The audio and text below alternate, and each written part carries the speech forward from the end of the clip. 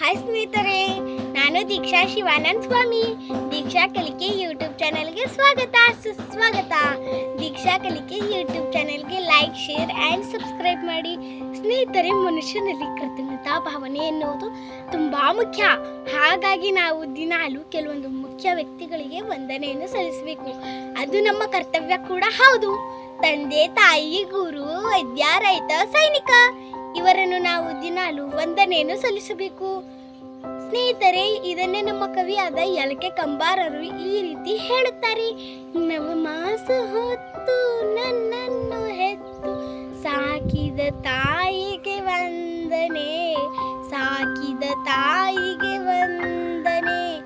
ಮೈ ಮುರಿದು ದುಡಿದು ನನ್ನನ್ನು ಸಲಹಿ ಬೆಳೆಸಿದ ತಂದೆಗೆ ವಂದನೆ, ಬೆಳೆಸಿದ ತಂದೆಗೆ ವಂದನೆ.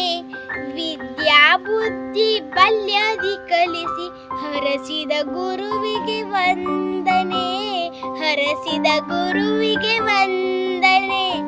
ಬಗೆ ಬಗೆ ರೋಗವ ವಾಸಿ ಮಾಡುವ, ಬಗೆ ಬಗೆ ರೋಗವ ವಾಸಿ ಮಾಡುವ ವೈದ್ಯಗೆ ಮಾಡುವೆ ವಂದನೆ, ವೈದ್ಯಗೆ ಮಾಡುವೆ ವಂದನೆ. ನಿತ್ಯದಿ ದುಡಿದು ಅನ್ನವ ನೀಡುವ ರೈತಗೆ ಮಾಡುವೆ ವಂದನೆ, ರೈತಗೆ ಮಾಡುವೆ ವಂದನೆ. ನಾಡಿನ ರಕ್ಷಣೆ ನಿತ್ಯದಿ ಮಾಡುವ ಯೋಧಗೆ ಮಾಡುವೆ ವಂದನೆ, ಯೋಧಗೆ ಮಾಡುವೆ ವಂದನೆ. ಧನ್ಯವಾದಗಳು.